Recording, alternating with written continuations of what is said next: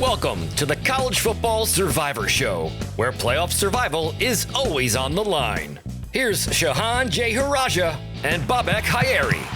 Hey everybody, it's the College Football Survivor Show. I'm Bobak Hayeri with my co-host Shehan J. Haraja, national college football writer for CBS Sports. As always, we're glad to have you with us. Now, Week 7 was full of excitement. Lots of last-second wins, lots of overtime, and also lots of favorites eventually winning out. At the top of the excitement, of course, was a clash between the number 2 and number 3 teams that was separated by a single point. We're going to take a look at the results, figure out this week's lineup for our Survivor Island, and then we're going to take a step back and make our own confidence index for the teams in our conversation and what we think their actual chances of making the playoff and possibly winning their conferences to get that first round bye will be. But before we dive in, let me remind you, you can find us on X and TikTok at CFP Survivor Show, where we have video highlights of the show, run polls, and listen to your feedback. Please take a moment if you can to like, rate, and subscribe to us wherever you get your podcast. Now, what a week it was. Sean, what are your thoughts on this week? I mean, I mentioned it earlier, but I mean, there were a lot of close games.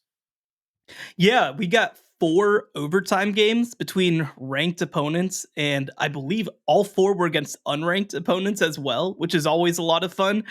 This has been such a competitive season, and the thing that I love the most about it is that it's involved so many good teams. Like, it's involved so many teams that have been in the top 5, been in the top 10. But I also love that we did get our serious heavyweight battle once again with Ohio State playing against Oregon. It's crazy, right? Like, I think back to so many of these like highly ranked matchups, and I'll put Ohio State Michigan aside. That game has delivered in a huge way for each of the past 3 years. A lot of the time, these regular season games, they don't always live up to the hype. They're not always as good as you think they're going to be, but we got it, right? We got it with Ohio State, Oregon. We got it with Georgia, Alabama. I'm fascinated, looking forward a little bit to see if we're going to get it when we talk about Texas, Georgia on the later week show. But it's been that kind of season. I got into a little bit of discussion with somebody who's like, well, do we really have parity in college football? Like, there's still like so many teams, and also like we have seen consolidation of course conferences with the SEC and Big Ten adding so many teams. But I think the way that we've seen some level of consolidation is there are more teams capable of beating the top 5 to 10 than there have been in a very long time. You talk about South Carolina versus Alabama, where they're throwing into the end zone with a chance to tie late in the fourth quarter. You talk about, of course, Alabama Vanderbilt. You talk about Tennessee nearly losing to Florida, and Florida right now is probably a borderline top 40 team in the country right now. I think that it really changes the dynamic of the sport when the top actually has a chance to lose games. And I think that the other piece of it too is, look, the reality is most of the teams that are going to be able to knock off the top teams are still in 2 conferences. But it means that a good team from the ACC or the Big 12 or maybe even the Group of 5 has more of a chance of knocking off a team near the top than we've seen in years past. Yeah, I think that's a great point. And even when we're looking at the top teams in the nation, because obviously Oregon and Ohio State played really close. And one point, that game could have gone in many different directions. Heck, a lot has been said about the slide at the end of the game. Maybe if that hadn't happened, Ohio State would have had a shot, or maybe they wouldn't have. Again, we've seen games end with, running out of downs in the end zone. It just sometimes happens that way. But even with Texas, I've been thinking about it. I'm like, they obviously had a great day at the Red River rivalry. They had no problems with Oklahoma. They had no problems with Michigan. But both of those teams, I'm also kind of wondering, well, how strong of opponents were they really? I mean, we're going to get a real test of them, obviously, this upcoming weekend against Georgia, because even with that loss, Georgia still looks like a very strong team. But it's exciting because, as you said, there is no team right now where you're like, well, this is Alabama's world and we're all living in it. We went through that. It felt like season after season for a little while there. But at this point, even with Texas, the number 1 team, I think there's certainly the possibility that we could see a team of their caliber or of the higher deck of the SEC challenge them. And that just makes it all the more exciting. Well, I'll just going to quickly run down before we get into our survivor pool, the teams we had going into this weekend and how they all did. Again, almost everybody won except for a game between 2 teams at the top. Texas had no problem, as we said, in the Red River rivalry, defeating Oklahoma 34-3. We had Ohio State, which lost a nail biter against the next team over, Oregon, at Autzen. Penn State had that great overtime win over USC. That was, again, a question of whether or not these Big Ten teams traveling multiple time zones could survive.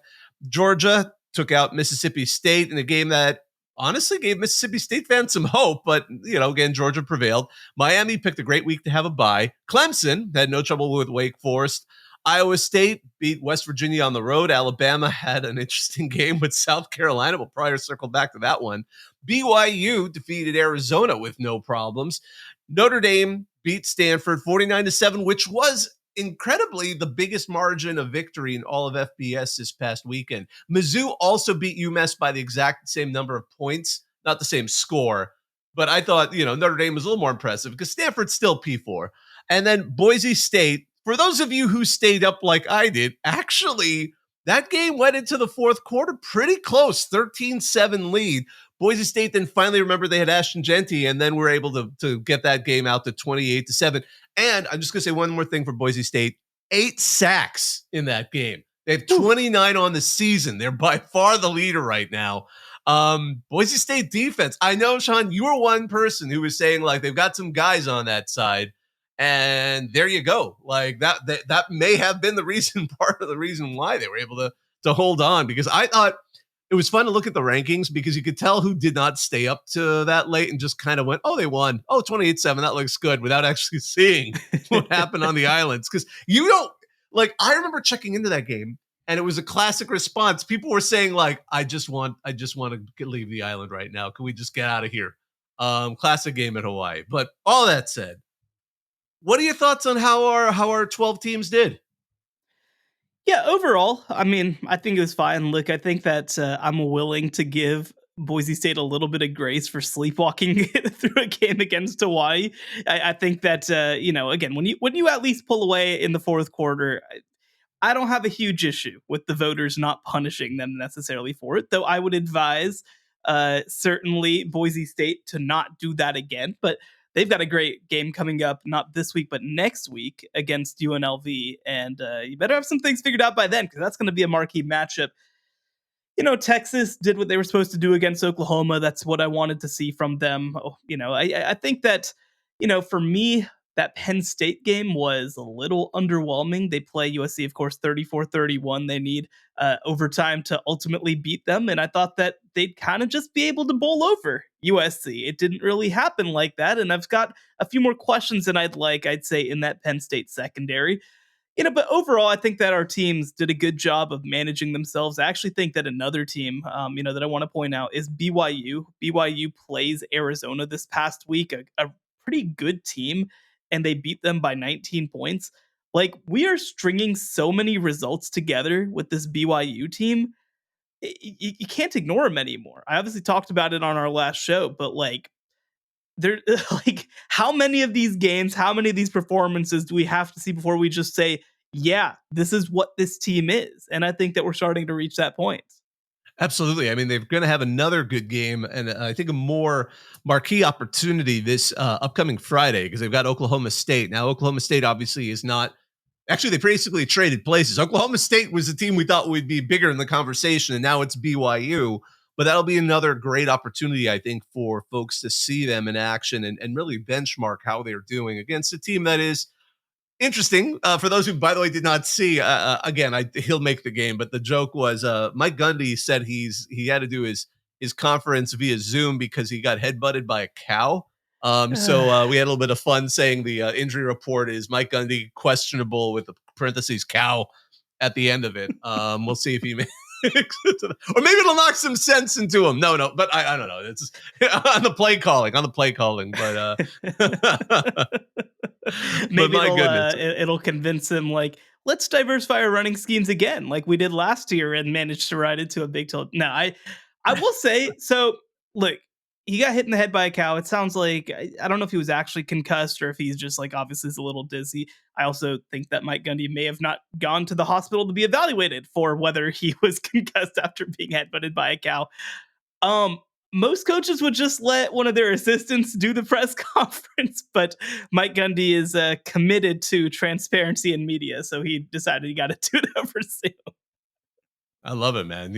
Anyone who's willing to take an injury for the team and work through it to support the media, that's fine by me. But we've got all these teams. Before we get too into it, we're going to have to figure out, this is the College Football Survivor Show. Each week, we have up to 12 teams. We have to vote off one each week. We can vote off more than one.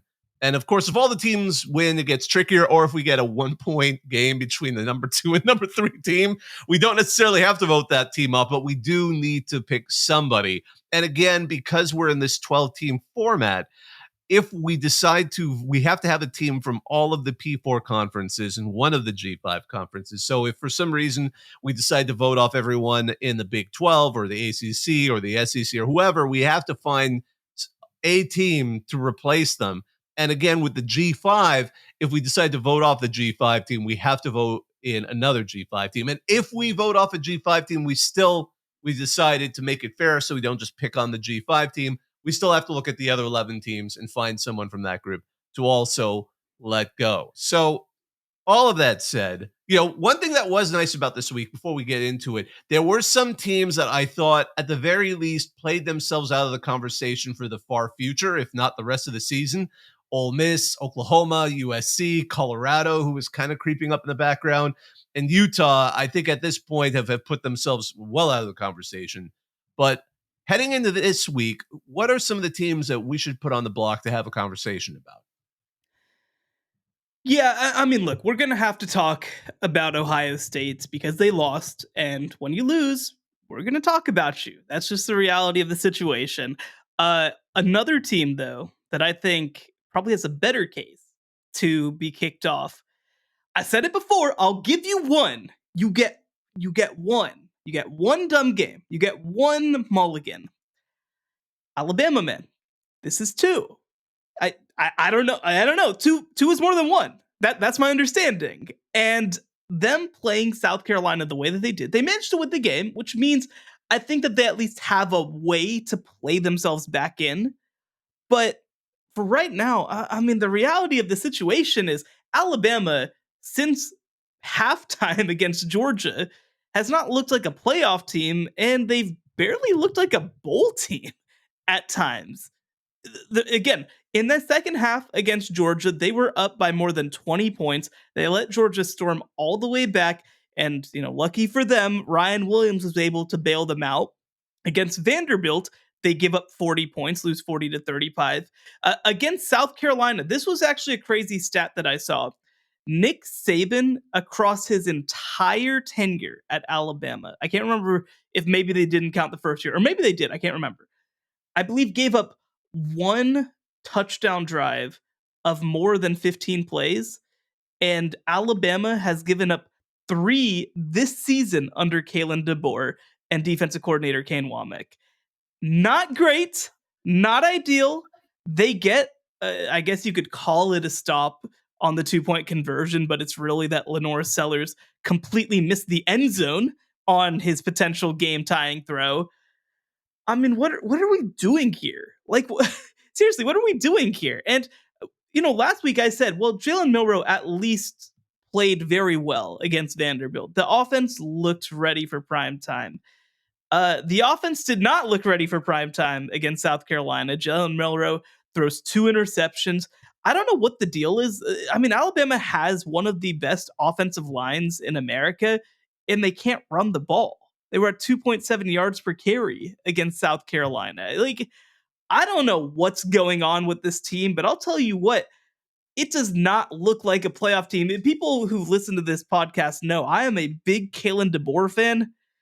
And look, this year's, regardless, isn't going to make or break his tenure. Like, he's going to have some time. But this is not how I thought it should start. You should not have fewer first downs in a game against the University of South Carolina when you're at the University of Alabama. It is striking, isn't it? I mean, is this part of the Kalen DeBoer experience? I've heard that argument that perhaps, Nick Saban, you knew what you were getting. You were getting just not the most exciting, but he was just going to go through and do what he needed to do and take you to the championship game or close to it. With Kalen DeBoer, do Alabama fans have to get used to this? That this is part of the madness that makes him what he is that you're going to have games that are close inexplicably. I mean, they had that Arizona State game on their run last season, and that was not not this season's Arizona State. Is this something that is a bigger concern, or is this just part of what it's like to not have Nick Saban on the sideline? Well, I think it's a fair question, but what I'd say is concerning is that like this isn't game management stuff. This isn't like it's like what's happening is that the defense is just bad. Like the defense isn't getting stops or giving up 40 points to Vanderbilt. They're giving up 15 play drives against South Carolina. They're giving up that second half run that they ultimately did. I'm worried that they just aren't that good defensively. And that, I mean, obviously they have talent, but they don't have a ton of experience, especially when you talk about that secondary. That was a huge point of concern for them coming into the season, was that essentially Malachi Moore was the only true returner in the secondary. And they're playing a lot of freshmen back there who will come along, but they just haven't necessarily come along as yet.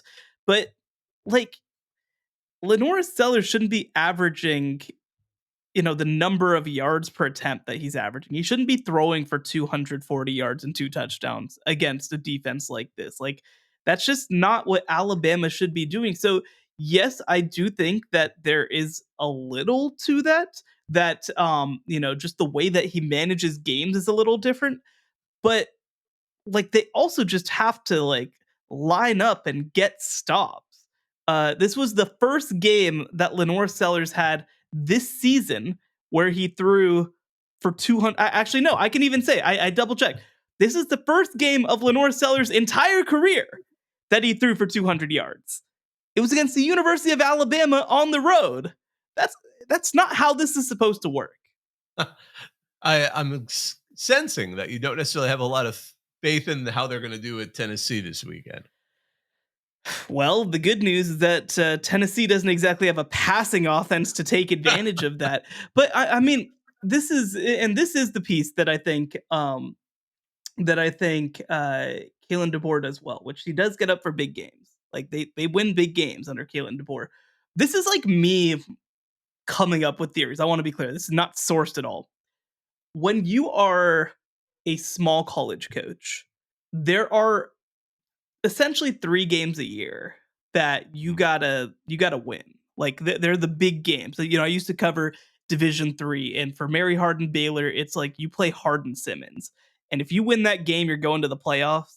And if you lose that game, you are not going to the playoffs. Like it's that simple. And probably 60% of the other games on your schedule are teams that field half as many guys as you, and like it's just not even like the same sport.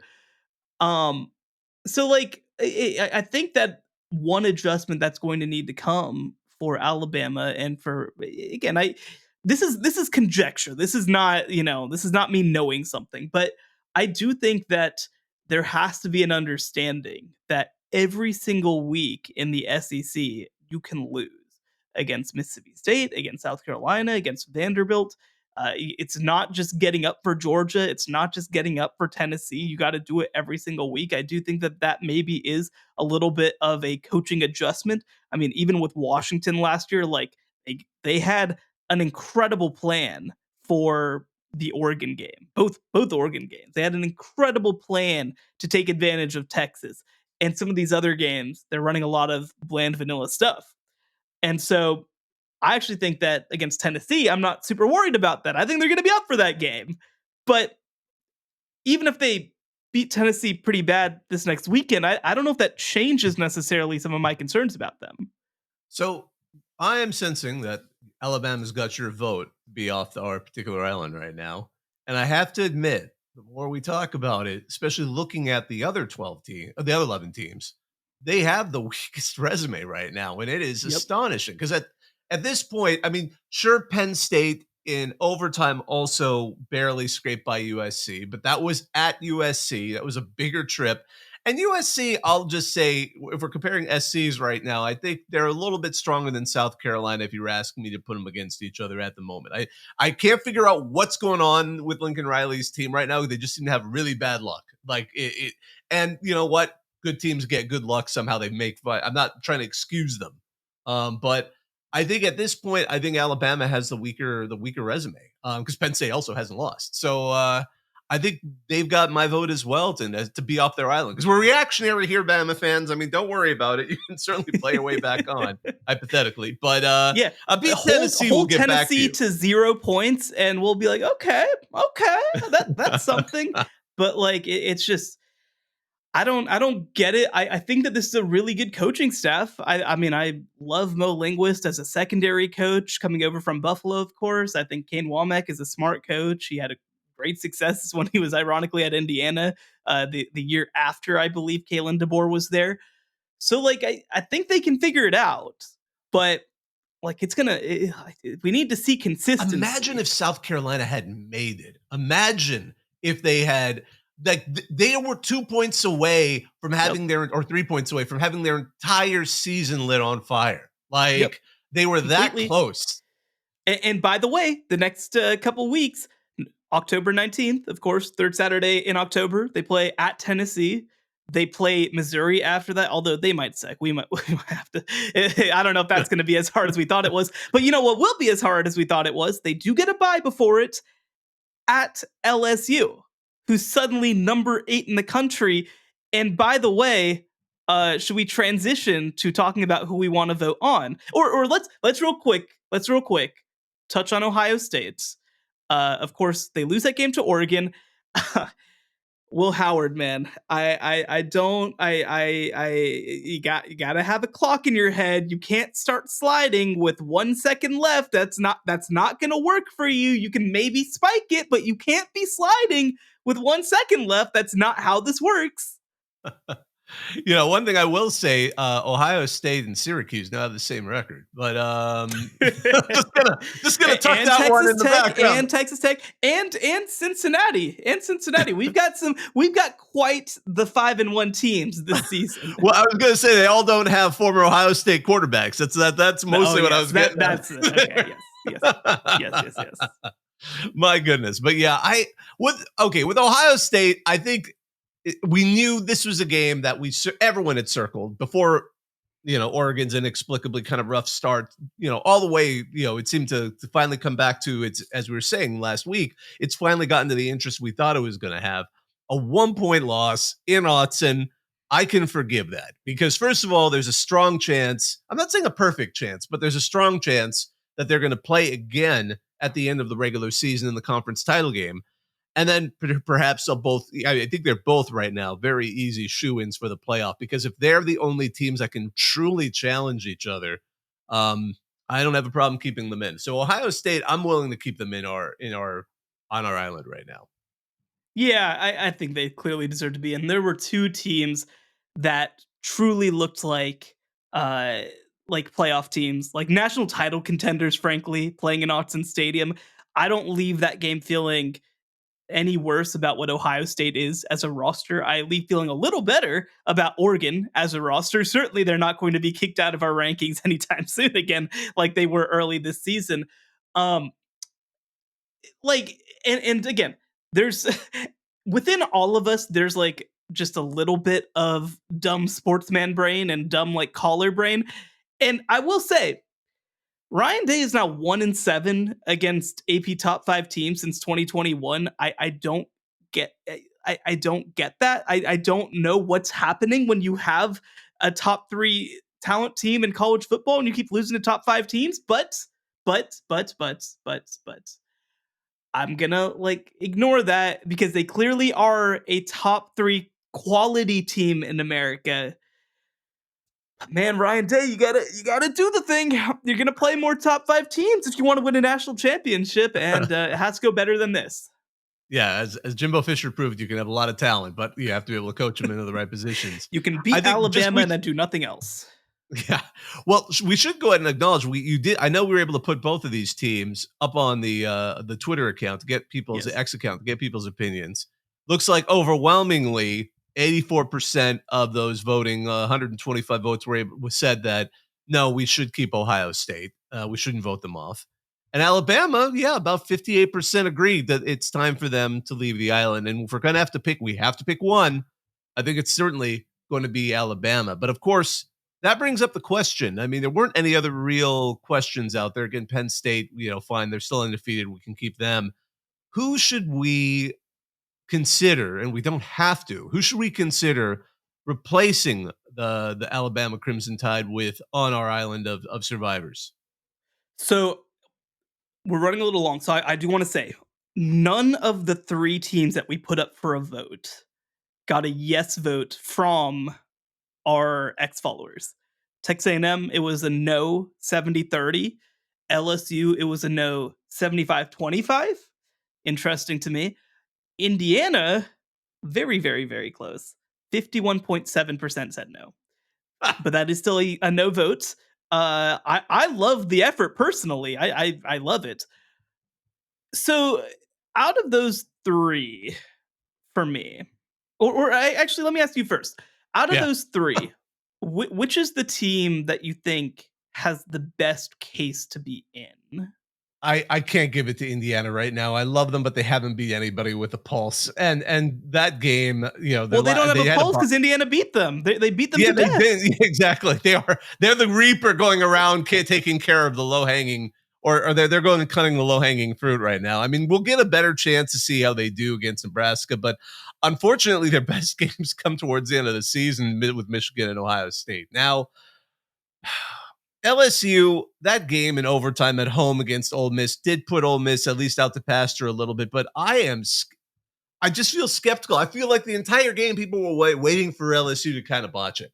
So I'm a little skeptical right now of LSU, but at the same time, Tennessee, that game with Florida, that was a rivalry game. I'll give them that. And again, they had a sudden change in quarterback, which for unfortunate reasons, bad news for the Gators. But again, I'm waiting to see how they do this week. I think with Tennessee, they're the closest, but I need to see how they do against Alabama. And then next week, I think it would be very easy time voting them back on. But of right now, I don't know if any of the 3 really stick out. Maybe it is Tennessee. A&M, perhaps. I mean, again, they picked kind of an awkward time to also have a bye week because we really didn't, and then they play Mississippi State. They get a real nice opportunity after that against LSU. South Carolina, which has at least been a decent enough team, and then obviously they'll close the season with Texas. But they certainly, both of those teams certainly have chances here. Probably, and pardon me, I know I kind of skipped over one, but I don't know. Tennessee for me. Tennessee. Okay, for me, I am very concerned about Tennessee right now. I think their offense might be terrible. Like, I really do. They've had some injuries on the offensive line, but their running game's been good. It's their passing game that I think might be awful. Like, it might be like just actually bad.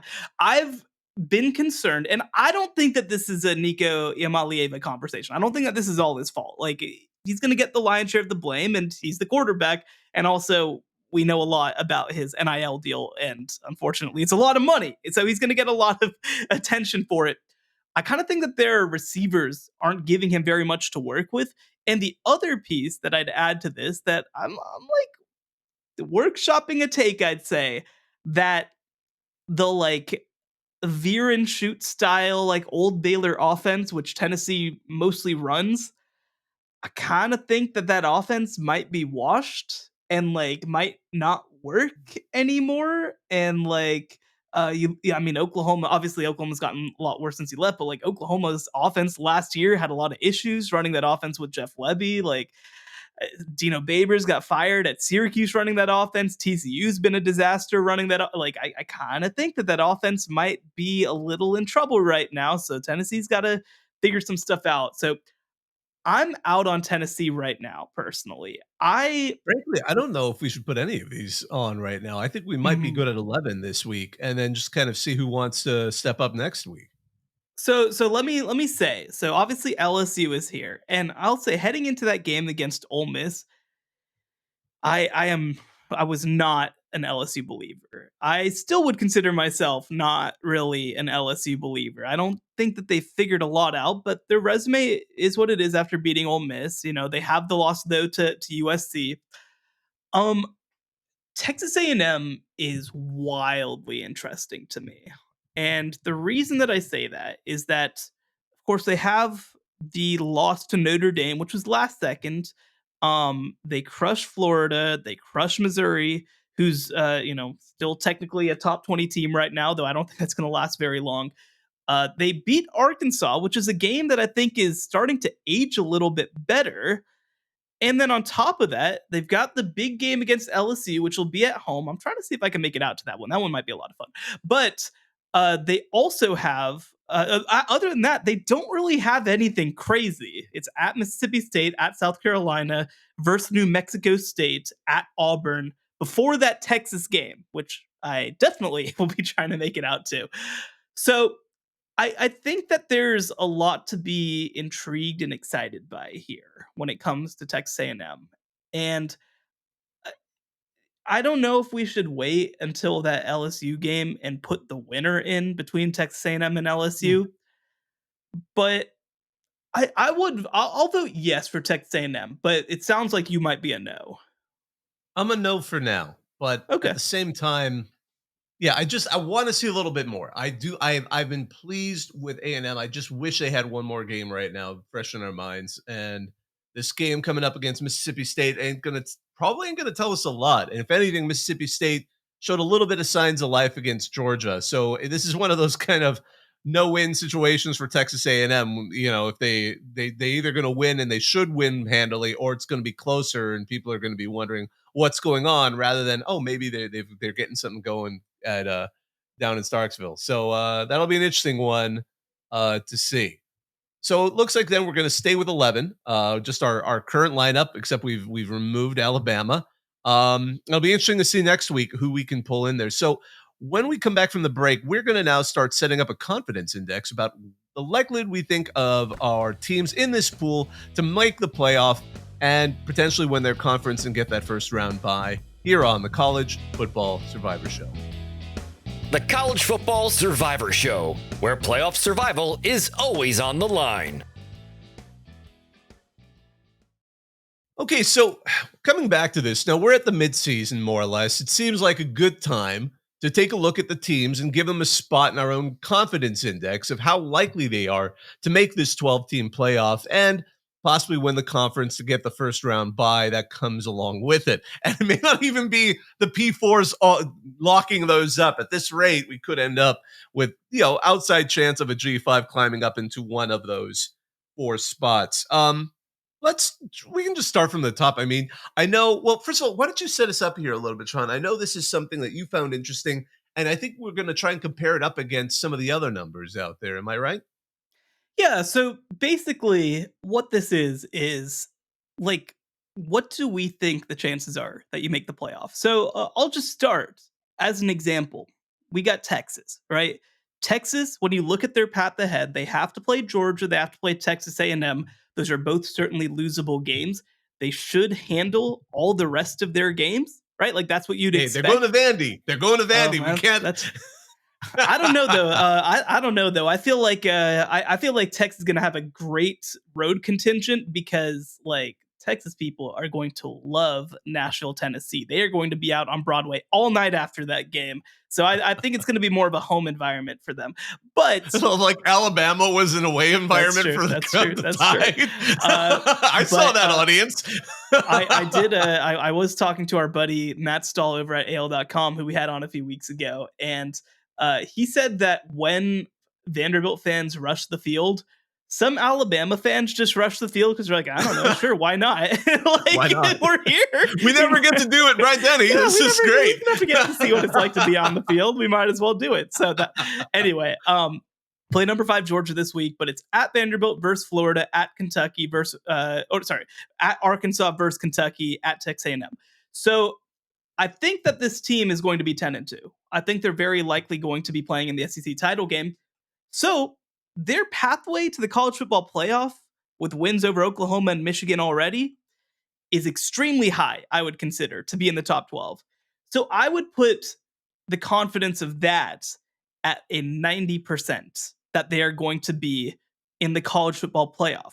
Conversely, though, their pathway to winning the SEC is pretty tough because they have to beat out Georgia, they have to beat out Alabama. I guess LSU. Now that I'm listing it off, it feels a little bit less tough than maybe I thought about. But I do think that they are more likely than not going to win the SEC, but they're not extreme favorites. So I'm going to put the likelihood at 55% in my mind, that Texas wins. So essentially, what are your chances, including your Mhm. path of getting in, is one piece of it. And what are your chances of actually winning your conference, which again, for the power teams, most likely guarantees you a first round bye.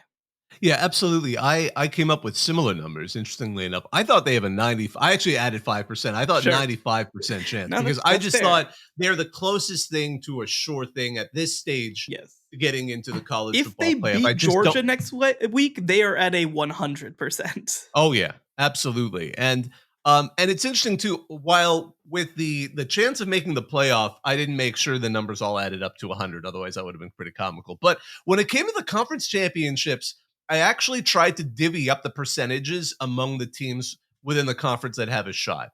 So I still gave Texas a 50% shot. I think at this point they're the strongest looking team in the conference, and again, that could weaken, especially this weekend. But at this point, I have the most confidence in Texas having a shot at winning the SEC and getting that first round bye as well. So yeah, no, very similar numbers. I mean, we just took 5% for the conference and moved to the playoff for me.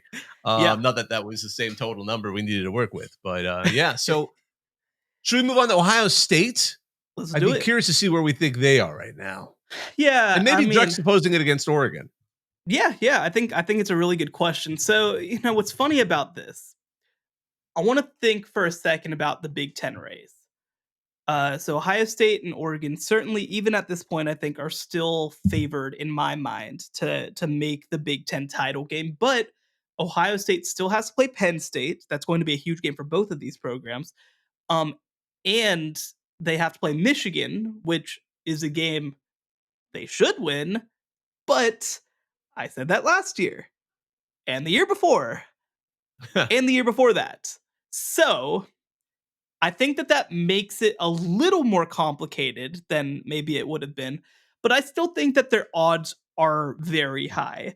I had Ohio State at an 80% confidence to make the college football playoff, which again, still a very big number, but the other issue that I have is that if they lose two games, it I mean, I don't know. The chances of them being left are still really low, to be honest. But I do think that it makes it slightly more tenuous than it would have been in the past. So I had them at an 80%. Now, this is, I think, where things get pretty interesting because while Oregon beat Ohio State last week, I still have Ohio State as my favorite to win the Big Ten. So I am actually giving them an identical 55% chance to win the Big Ten. That is an interesting number. I like that. I decided actually, I thought about this again. I agree. Michigan, they have the Penn State game, they have the Michigan game, of course, the Big Ten championship game. I'm assuming they're going to get into that, which is something I try to factor in for playoff odds, less for the Big Ten, more for the Big 12 and ACC. I think I gave them an 80% chance at making it Sure. as well. I just think they seem to be safe. Now, conference odds. Now, here's where it gets different. I decided once you've proven you can beat a team, I'm going to give you a little bit of an edge in a rematch, just a little bit of Okay. an edge. So, Oregon, I mean, first of all, they have a little bit, their schedule's interesting because they play Illinois, which I'm not going to write off because Illinois seems to be at least a team that's competent enough in a I don't think they'll win the conference, but I think they have a small at-large chance of getting in if they can keep winning out because they play Oregon at Michigan and the Washington rivalry, of course, the Big Ten championship game. I still give them a 90% chance of making the playoff. I think right now they are the premier team in the Big Ten at this point. I would be shocked if they didn't make it. So only just a hair off of Texas, which has looked a little bit more domineering overall. And then their conference chances, again, I gave them a little bump. I gave Ohio State a 35% chance of winning the conference. I've given Oregon a 40% chance. I'm giving that little bump because I think they could win a rematch if that came down to it. And of course, that leaves one other team out there. But what were your thoughts on Oregon first? Yeah, it's a good question. So I have their playoff odds or their playoff confidence at 95%. It would be really hard for me to see them fall all the way out with the kind of win that they have. I mean, like again, this is probably going to be the best win in college football this season. Like I think that Ohio State is that caliber of team. For me, though, again, I gave Ohio State 55%. I'm giving Oregon 40%. So still really good odds. I think that there's a 95% chance that one of these two teams wins the Big Ten. Now, I did break down actually the other day, sort of the state of the Big Ten title race, I guess you could call it. And what I essentially said was like, there are three undefeated teams left. There's Oregon, Penn State, and there's Indiana. There's a whole mishmash of 2-1 teams. And like, so there's a chance that Iowa makes it in, that Indiana makes it in, that, just that, I don't know, one of these teams makes it in. I just don't think that they can beat either Oregon or Ohio State in a rematch. Now, I want to touch actually for a second on the other Big Ten contender. So for Penn State, the thing about Penn State is that their path is astonishingly easy.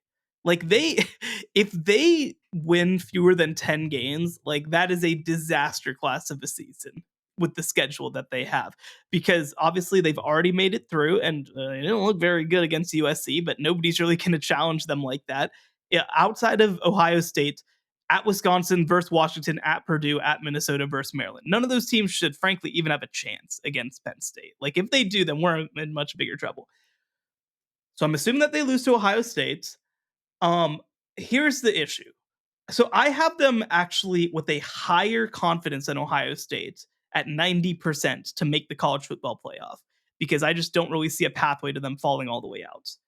But I give them a 4% chance to win the Big Ten, because I think I've said it before that Penn State is the Mendoza line of the Big Ten.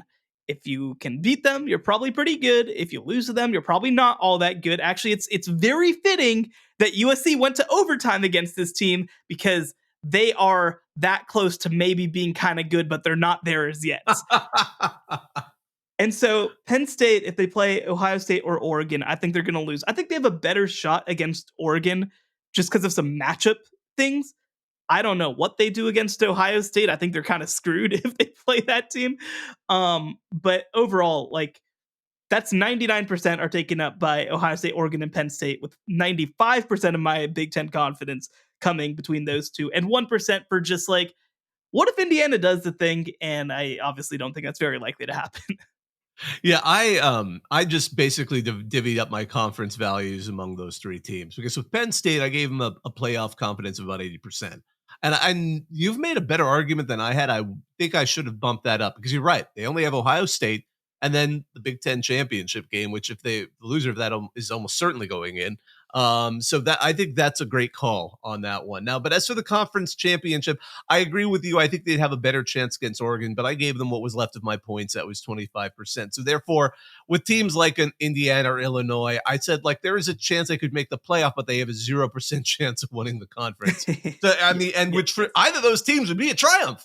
Don't get me wrong. They'll hang the banner for that one, but I just don't foresee them necessarily making it all the way through. Now, the next team we should probably bring up, and we'll just go ahead and go back to the SEC for a moment. Georgia, the other team that had, a tight loss against a team that went and embarrassed itself the next week.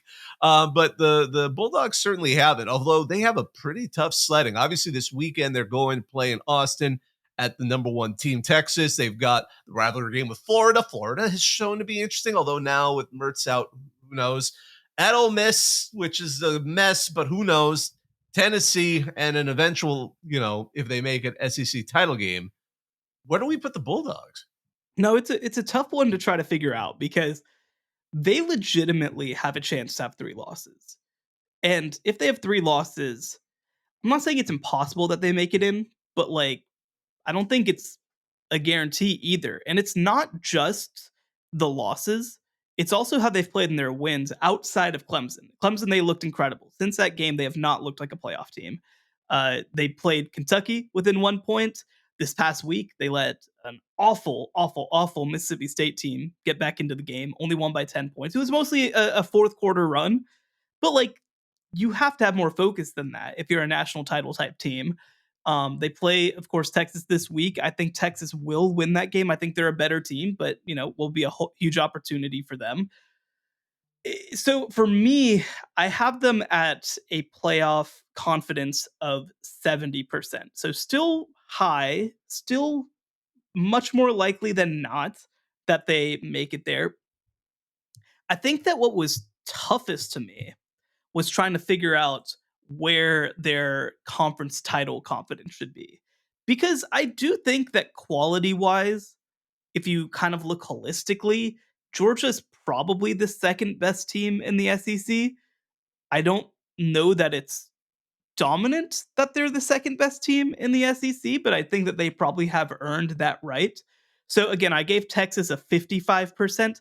I'm going to give Georgia a 30% chance to win the SEC. I had very similar numbers. I gave them playoff chance of 70% for very similar reasons to you. I'm a little worried about the rest of their schedule because they do, I think, have one of the toughest rest of the schedules of the teams we're going to be talking about. I just gave them a slightly less conference percent championship. I gave them 20%. Now, we're not going to get into Alabama because we voted them off. I actually gave them a similar number, 20%. And I gave, I think, a couple of percentage points to Texas A&M as the one team. I don't think LSU can win the conference. I don't think Tennessee can win the conference.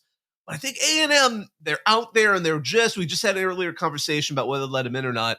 I think they could be the team that some of surprises just based on rivalry rage. Texas at the end of the season goes into that conference title game with a lot of momentum and, does exactly the thing that Aggie Land has hoped for years and years and years. So but again, going back to Georgia, I gave them about a 20% chance, but really, honestly, the SEC is a bit more of a mystery. And again, if we were talking about this before we went on the air, but if they manage to upset Texas, it's going to be a whole lot more interesting. Because again, there's that chance out there. We talked about that. Oklahoma, not that great of a team. Michigan, So is Texas really that great, or are we holding them to the preseason perceptions of some of these teams rather than the teams as they've turned out to be at midseason? But that'll be something to talk about in another day. Heading on to our ACC teams, we have Miami and Clemson. How did you place them? I mean, for me, I'm just going to say, I'll start out this one. Clemson, I was surprised I gave them the edge. I think they're the way they're playing. With Miami, I literally wrote, okay, how's the rest of their schedule? Who could they lose to? I literally wrote, really any game plus the ACC championship game, because they after that Cal game, I'm like, they could lose to anybody at this rate. I mean, they're going to probably win, but they could lose to anybody at this rate. So I gave them a 65% chance of winning the playoff because I'm afraid that if they start losing, people are going to lose a lot of confidence in them really fast. And a conference likelihood of winning the ACC at 35%, while with Clemson, I've been impressed by how they're playing. Other than the conference title game, the only real challenge they have is going to play at Pitt. South Carolina could be a challenge, but it's still, I think Clemson will get up for that one. I gave them a 70% chance of making the playoff and a 40% chance of winning the conference. Yeah, I think that those are good numbers. I also, actually, let me take a second. So one of my big questions is, let's say that Clemson loses against Miami in the conference championship game. What are their chances right now that they're in? I If think that's their only loss, if that so that it would be that loss and getting destroyed by Georgia, of course. So it would just be an 11-2 team, a good 11-2 team that I think would have figured some stuff out. I think the question also becomes, what win are you hanging your hat on? I mean, at Pitt looks really good right now. If they're able to maintain, I think that's something. But look through their schedule. I mean, I'll read it through real quick. App State, NC State, Stanford, at Florida State, at Wake Forest, Virginia versus Louisville. I mean, Louisville's not a bad team, but that's I don't know that that's a playoff case team. At Virginia Tech, same deal. At Pitt, that's, again, like, let's say that they're number 25. Let's say they're number 25 versus Citadel versus South Carolina. Like, you're maybe looking at one ranked team on your schedule, and then you played two other ranked teams, and we're saying that you got destroyed by Georgia and lost to Miami. I do think that the thing that helps them is that the middle class of both the Big Ten and SEC have kind of looked terrible. There was a time that I think we felt like there were going to be 5 SEC teams. I don't think that's the case right now. I mean, for goodness sake, we have 11 teams in our field right this second, and we have 2 teams from the Big 12, 2 teams from the ACC, and Notre Dame. So if that ends up being the case, and Boise State, by the way, we didn't even mention. So, like, if that ends up being the case, then, like, sure, I feel really good about Clemson. But what are the chances that LSU, Missouri, that a 4th team pops up from the Big Ten somewhere? I don't know. Like, if Clemson is an 11-2 team but lost, let's say, big to the only 2 ranked teams that they played, what's your confidence in them? Well, okay, if they lose big, that could hurt them a lot. But what if we get a close loss to Miami at the end of the season? That could be. I think they still have a pretty good shot at getting in. But also at this point, if I were taking Clemson versus Miami, I'd be taking Clemson at this point. Sure. So I think that's the other thing that I'm looking at this stage in the season. Yeah, so I think that you're right. So I have Clemson with a narrow 65 to 60 edge in making the playoff. I also have them with a very narrow 40 to 35 edge in conference championship. But I do think that there's a 25% out there where neither of them win the conference. And maybe it's Pitt, maybe it's SMU, maybe Louisville figures it out. Like, I do think that there's a pathway for more teams to get involved. Though, again, 75% is still a pretty big chance that one of these 2 teams are going to win. Yeah, I gave my extra 25% to SMU. I thought Pitt's a 0% chance, but wow. No love for Eli Holstein. No love for they got a place. They actually Bell? have the toughest schedule left in the ACC. The second half of the schedule: Syracuse at SMU, Clemson at Louisville, and a potential ACC title game. I mean, I don't know. All I see is dubs, man. All I see is dubs. I don't see no problems. And they do on November 2nd go to SMU. So if they're still undefeated, I mean, I'll have to check my schedule to see like what else is happening that day. That might be one that I have to pull up to. I wasted my chance to see SMU BYU in week 2. I can't blow it twice. All right, let's take a look at the 2 Big 12 teams we have. So I know as far as breaking these apart, Iowa State, like, first of all, it's such a cluster right now in the Big 12, and it's a fascinating one. Yep. Iowa State was the only team where I matched my playoff to my conference chances because they have Texas Tech, which is looking pretty decent. They have at Utah, which while weak is still, this is such an unpredictable conference. Kansas State plus the Big 12 championship game. I put their conference and playoff odds at 40% because I kind of need to see. I think this may be the conference that needs to just win it. However, with BYU, I don't know. There's something about them. They have the Holy War at Utah. It was tough to find. What's the toughest game other than that? At Arizona State, only because they've been unpredictable. And then the Big 12 championship game. Again, I give them a 40% chance of winning the conference, but a 45% chance of winning the playoff or going into the playoff just because there's something about that team that seems charmed, and I don't know what it is. How did you break down our 2 Big 12 teams? Yeah, this was so hard, man. This was so hard. I don't know what is going on here. So I actually put both at 45% playoff confidence, and I don't know how I feel about that, even after doing it. But did you give the rest to Kansas State, by the way? Because that's what I did. I'm like, Kansas State, you get the rest of it. No, really? No. I think that there's still a lot potentially that could happen. I think Utah could get back into it. I think Texas Tech could continue to play well. Like, I think that there's just so many teams that still I would give the majority of the remaining. So like for me, I mean, it's Iowa State and BYU with a 65% chance. I'd probably put Kansas State with a 20% chance to get me up to 85%. But then like there's a 15% that I think could be anybody pretty much. So no, I think that there's still that. But what I will say, so these are two undefeated teams, both of whom I would argue have pretty manageable schedules. I think that Iowa State is a better team than BYU, but like I think that BYU, when you look at their schedule, they really only have to play Utah, and if they're able to survive that, then like it's home free in a lot of ways for them. I actually think that this is setting up through 7 weeks. It could completely go to hell over the next 3 weeks, even.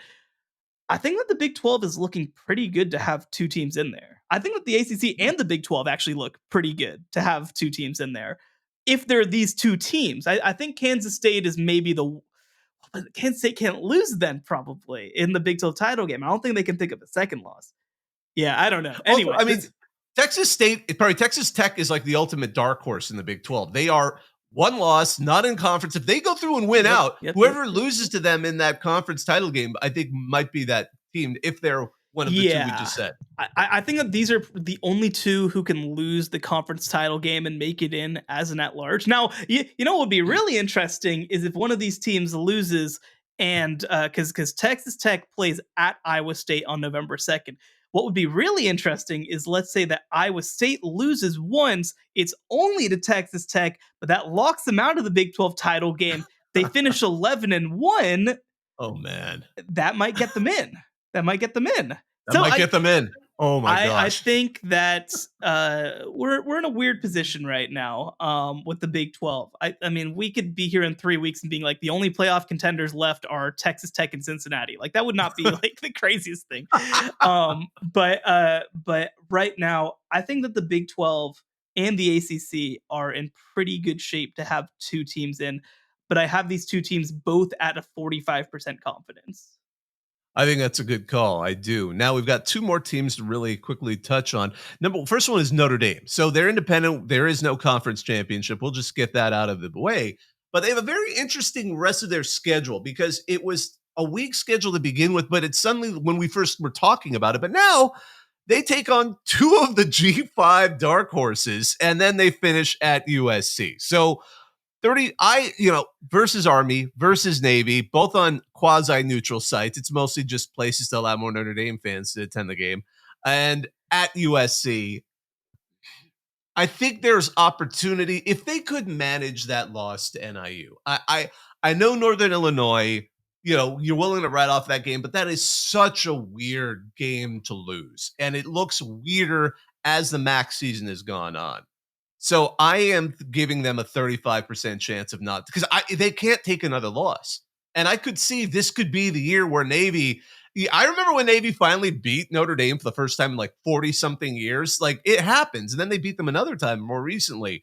Army, I mean, it's going to be in Yankee Stadium. It's going to be an interesting environment there too. I mean, and Navy's in MetLife.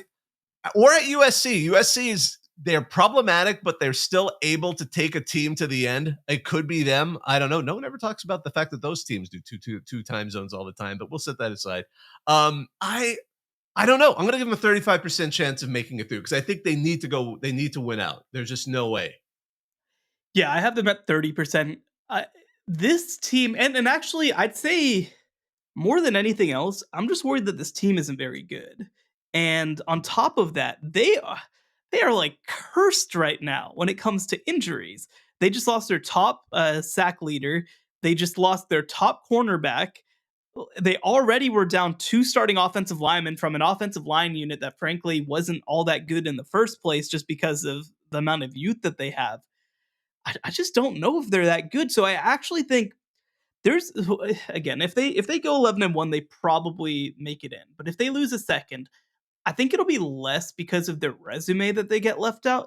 And it'll be more that I just don't think that the metrics are going to like them hardly at all, right? Like, I just don't think that this team is very good right now. And Georgia Tech this week, Navy, Florida State, Virginia, Army, USC. Like, I just think that there's going to be a game that they just look terrible. I do think that there's, and it probably won't be USC, Army, or Navy. Like it might be like Virginia, where just like Anthony Colandrea just like does some crazy stuff. I don't know at this point what exactly it's going to be, but I just don't feel very good about this team, to be honest. Yeah, and I should mention that Georgia Tech teams, they're also playing them in Mercedes-Benz because, again, they just want to have more Notre Dame fans and people attend the game. Okay, I need to like look through their whole schedule because like apparently they're just playing nothing but homes and neutral sites other than Yeah, Texas it is. A&M. It is pretty funny how that worked out. I mean, the only again, like they played at Kyle Field, they played at Ross Yep. Aid, went And against they're Purdue. at USC as well. Yeah, and that's the rest of them are either home games or neutral site games. So It's good weird. to be Notre Dame. That's all I got to say. They got a You get to great do whatever you ability want. to negotiate.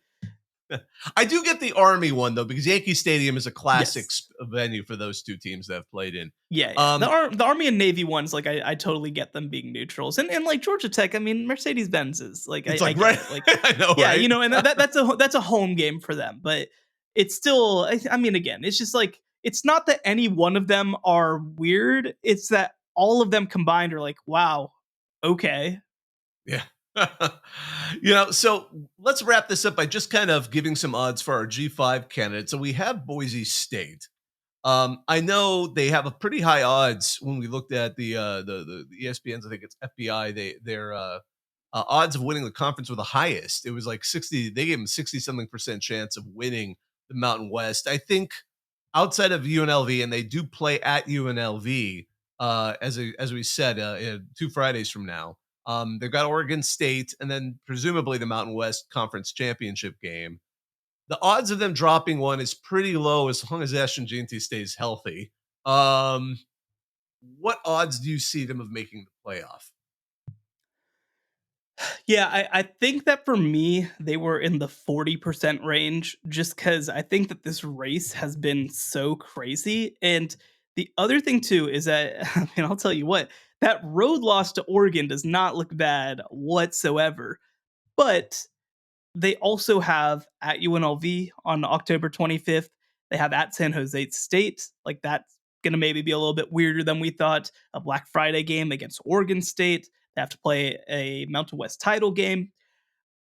I will say I had my confidence in them winning the Mountain West at about 85%. I think they are the best team in that conference. But I think that there's a non-zero chance that they pick up a loss. Now, you referred to, of course, the FPI ratings from ESPN. If you look at that, they actually only give Boise State a 31% chance to win out.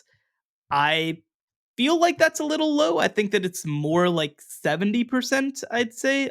But like, you know, it's possible that they lose one along the way. They have some legitimate games to kind of close the year.